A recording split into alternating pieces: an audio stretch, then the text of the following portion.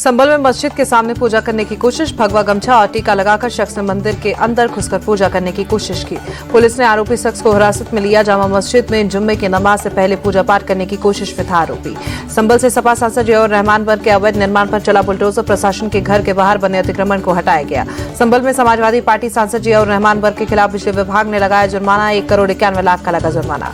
सपा सांसद जियाउर रहमान के खिलाफ बिजली चोरी के आरोप में एफआईआर दर्ज, बिजली विभाग ने काटी घर की बिजली। संभल की तरह अब बरेली में भी 250 साल पुराने मंदिर पर कब्जे का मामला सामने आया। बरेली किला के कटखर मोहल्ले में गंगा महारानी मंदिर पर कब्जे का आरोप। मेरठ में पंडित प्रदीप मिश्रा की कथा में भगदड़ मची, कई महिलाएं घायल, कई बुजुर्ग भी भीड़ में दबे। बाउंसर के रोकने पर हुई धक्का मुक्की में भगदड़ मची, पुलिस प्रशासन मौके पर मौजूद। अव्यवस्था के चलते भगदड़ मची कथा में रोज करीब 1 लाख भक्त पहुंच रहे थे। शिव महापुराण की कथा चल रही थी। मेरठ के आईजी बोले भगदड़ में एक महिला घायल हुई, हालात नियंत्रण में किए गए। धक्का मुक्की कांड की जांच में पुलिस सूत्रों के मुताबिक घायल सांसदों के बयान दर्ज कराए जाएंगे। घटना की सीसीटीवी फुटेज और मोबाइल वीडियो की भी पड़ताल, मीडिया के कैमरे की फुटेज को भी सबूत के तौर पर जुटाएगी पुलिस। राहुल गांधी समेत अन्य सांसदों को नोटिस भेजने की तैयारी, बयान दर्ज करने के बाद राहुल से हो सकती है पूछताछ। शीतकालीन सत्र के आखिरी दिन भी लोकसभा में जबरदस्त हंगामा, सदन शुरू होते ही विपक्ष ने काटा बवाल। हंगामे के बाद कार्यवाही अनिश्चितकाल तक स्थगित। राज्यसभा की कार्यवाही भी अनिश्चितकाल के लिए स्थगित, आखिरी दिन भी सदन में हंगामा हुआ। स्पीकर की टी पार्टी का विपक्ष ने किया बहिष्कार। सत्र के समापन पर लोकसभा अध्यक्ष सभी दलों के नेता को शिष्टाचार मुलाकात के लिए बुलाते हैं। दिल्ली के विजय चौक पर इंडी गठबंधन के नेताओं का प्रदर्शन, अम्बेडकर मुद्दे को लेकर विरोध। इंडी गठबंधन के प्रदर्शन में प्रियंका गांधी भी शामिल, राहुल गांधी के खिलाफ दर्ज हुई एफआईआर का विरोध। इंडिया गठबंधन के नेताओं ने विजय चौक से संसद परिसर तक मार्च निकाला, अमित शाह के इस्तीफे की मांग। संसद परिसर में एनडीए सांसदों का विरोध प्रदर्शन, कांग्रेस पर अम्बेडकर का अपमान करने का आरोप। बीजेपी सांसद अपराजिता सारंगी ने प्रियंका गांधी को 1984 लिखा बैग दिया, कहा कांग्रेस को याद दिलाना होगा कि वो संविधान विरोधी है। राहुल गांधी के खिलाफ दर्ज हुई एफआईआर पर बोले केंद्रीय मंत्री गिरिराज सिंह, राहुल गांधी ने देश की राजनीति में अराजकता और झूठ फैलाया। केंद्रीय मंत्री रिजिजू बोले राहुल गांधी ने सांसदों के साथ धक्का मुक्की की, उन्हें देश से माफी मांगनी चाहिए। रिजिजू बोले हाथापाई का अधिकार किसी को नहीं, संसद की करें जरूरी, कांग्रेस को खुद माफी मांगनी चाहिए। बीजेपी को लेकर बोली प्रियंका गांधी, बीजेपी हताशा हो चुकी है, इसलिए उन्होंने राहुल गांधी पर झूठी एफआईआर दर्ज कराई। प्रियंका गांधी बोली असली मुद्दों से ध्यान भटकाना चाहती है बीजेपी, ये सरकार अडानी पर चर्चा से डरती है। राहुल गांधी पर चर्चा एफआईआर पर बोले कांग्रेस नेता प्रमोद तिवारी, बीजेपी की फासिवादी विचारधारा सामने आई। शिवराज सिंह चौहान ने कांग्रेस पर निशाना साधा, बोले कांग्रेस ने लोकतंत्र का गला घोटा, ये कांग्रेस के डीएनए में। राहुल गांधी कांग्रेस की परंपरा आगे बढ़ा रहे हैं। राहुल गांधी पर हुई एफआईआर को लेकर बोले अखिलेश यादव, बीजेपी के पास ध्यान भटकाने के लिए बहुत सारे तरीके और मॉडल हैं। अमित शाह को लेकर बोले सपा प्रमुख अखिलेश यादव, बोले अमित शाह को अपनी गलती स्वीकार करनी चाहिए और माफी मांगनी चाहिए। बीजेपी को लेकर बोली सपा सांसद डिम्पल यादव, बीजेपी ने संविधान और अम्बेडकर का अपमान किया, बीजेपी को धक्का मुक्की के लिए माफी मांगनी चाहिए। राहुल गांधी को लेकर डिम्पल यादव का बयान, बोली मैं नहीं मान सकती कि राहुल गांधी धक्का मुक्की कर सकते हैं। अमित शाह के बयान पर बोली मायावती, अमित शाह को अपना बयान वापस लेना चाहिए, माफी मांगनी चाहिए। शिवसेना उद्धव गुट के नेता प्रियंका चतुर्वेदी बोली राहुल गांधी पर एफआईआर गृह मंत्री से दोष हटाने के लिए ये भ्रामक रणनीति फैलाई जा रही है। राहुल गांधी के खिलाफ दर्ज हुई एफआईआर पर बोले आदित्य ठाकरे, बीजेपी के ध्यान भटकाने वाली रणनीति है, हम लोग डरने वाले नहीं। धक्का मुक्की कांड में घायल हुए दोनों बीजेपी सांसदों की हालत स्थिर, मेडिकल रिपोर्ट के मुताबिक दोनों सांसद ठीक, आरएमएल अस्पताल में इलाज जारी। दिल्ली के आरएमएल अस्पताल पहुंचे केंद्रीय मंत्री शिवराज सिंह चौहान, प्रताप सारंगी और मुकेश राजपूत से मुलाकात कर हालचाल जाना। घायल बीजेपी सांसदों को लेकर रिजिजू ने कहा दोनों सांसद अभी ठीक हैं, दोनों की हालत स्थिर। प्रदर्शन को लेकर लोकसभा अध्यक्ष ओम बिरला ने सांसदों को दी चेतावनी, कहा नियमों का सख्ती से पालन करें। एक देश एक चुनाव के लिए जेपीसी का गठन, लोकसभा से 21, राज्यसभा से 12 सदस्य। दिल्ली में महरौली से आप विधायक नरेश यादव ने चुनाव लड़ने से किया इनकार, बेअदबी मामले में हुई है 2 साल की सजा। नरेश यादव ने खुद ट्वीट कर चुनाव न लड़ने की दी जानकारी, लिखा जब तक बरी नहीं हो जाता तब तक चुनाव नहीं लड़ूंगा। दिल्ली महरौली सीट से आपने महेंद्र चौधरी को दिया टिकट, मौजूदा प्रत्याशी नरेंद्र यादव के चुनाव नहीं लड़ने के बाद उम्मीदवार बदला गया। नागपुर में विधानसभा की सीढ़ियों पर एमवीए का प्रोटेस्ट, बीजेपी के खिलाफ नारेबाजी, बीजेपी कार्यकर्ता पर मुंबई में कांग्रेस दफ्तर में तोड़फोड़ का आरोप।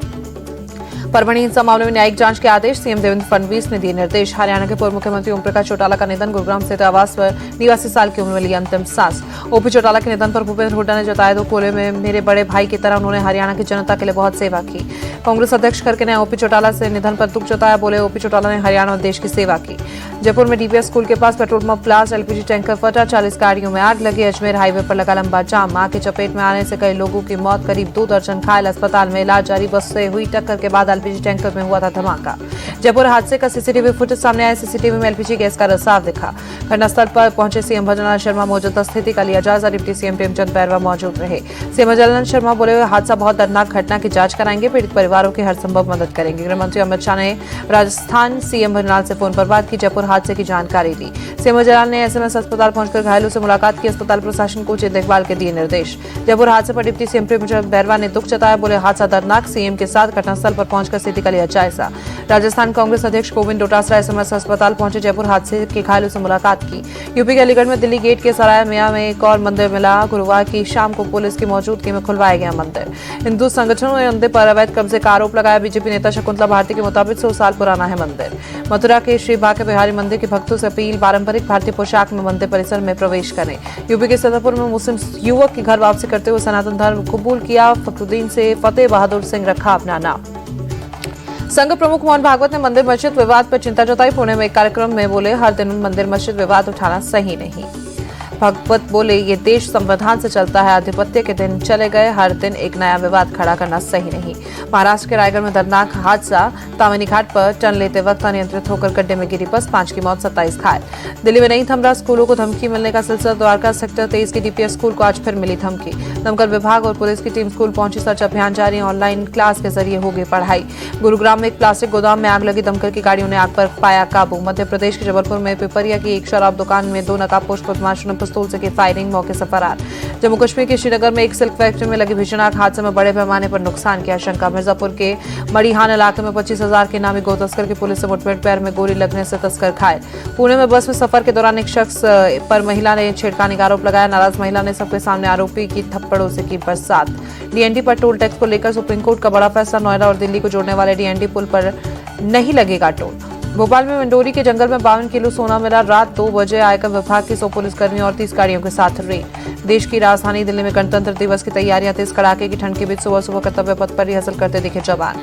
तापमान में भारी गिरावट, कई इलाकों में धुंध के साथ कोहरे की मार, विजिबिलिटी कम। दिल्ली के इंडिया गेट इलाके में सुबह सुबह कोहरा, विजिबिलिटी कम, तापमान में गिरावट। शीतलहर की चपेट में दिल्ली एनसीआर, ठंड से बचने के लिए अलाव का सहारा ले रहे हैं लोग। यूपी के प्रयागराज में शीतलहर जारी, ठंड से बचाव के लिए अलाव का सहारा ले रहे हैं लोग। वाराणसी में भी कड़ाके की ठंड, तापमान में भारी गिरावट। यूपी के मथुरा में तापमान में गिरावट, सुबह सुबह कई जगहों पर दिखा घना कोहरा। यूपी के संबल में कड़ाके की ठंड, सुबह सुबह आसमान में छाई धुंध। जम्मू कश्मीर के श्रीनगर में जमा देने वाली ठंड, शून्य के नीचे तापमान। पीएम मोदी पहुंचे केंद्रीय मंत्री जॉर्ज कुरियन के घर, क्रिसमस से 6 दिन पहले किया क्रिसमस सेलिब्रेट। अयोध्या के हनुमानगढ़ी मंदिर में पहुंचे सीएम योगी, पूजा अर्चना कर लिया आशीर्वाद। अयोध्या में सीएम योगी बोले, विश्व मानव सभ्यता को बचाना है तो सनातन का सम्मान करना होगा। सीएम योगी बोले, दुनिया में सनातन धर्म की एकमात्र ऐसा धर्म है जिसने हर मत मजहब की विपत्ति के समय शरण दी। प्रयागराज में जोर शोर से चल रही महाकुंभ की तैयारियां, संगम से सामने आया ड्रोन से लिया वीडियो। भारतीय वुमेन्स टीम ने तीसरे T20 मुकाबले में वेस्ट इंडीज को 60 रन से हराया। तीसरे T20 मुकाबले में ऋचा घोष और स्मृति मंधाना ने 50, ऋचा घोष ने 54 और स्मृति मंधाना ने 77 रन की पारी खेली। स्मृति मंधाना ने T20 सीरीज में सबसे ज्यादा रन बनाने वाली भारतीय वुमेन्स क्रिकेट बनी। लगातार 3 मैचों में अर्धशतकीय पारी खेलने के लिए प्लेयर ऑफ द सीरीज का अवार्ड मिला। भारतीय बल्लेबाज स्मृति मंधाना महिला T20 अंतर्राष्ट्रीय में कैलेंडर वर्ष में सबसे ज्यादा रन बनाने वाली बल्लेबाज बनी।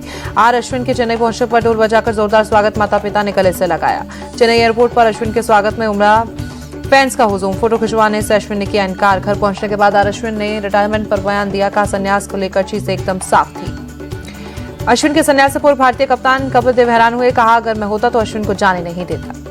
कपिल देव बोले, अगली पीढ़ी हमेशा पिछले से बेहतर होनी चाहिए, अगर ऐसा नहीं हुआ तो आगे बढ़ना मुश्किल।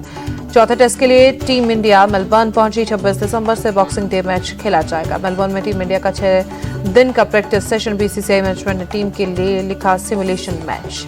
मेलबर्न में एयरपोर्ट पर विराट कोहली की महिला पत्रकार से बहस, परिवार की तस्वीर खींचने को लेकर नाराज हुए कोहली। ऑस्ट्रेलियाई तेज गेंदबाज जोश हेजलवुड ने अपनी चोट पर दिया अपडेट, कहा मेरी चोट काफी कैजुअल, जल्द ठीक होने की उम्मीद।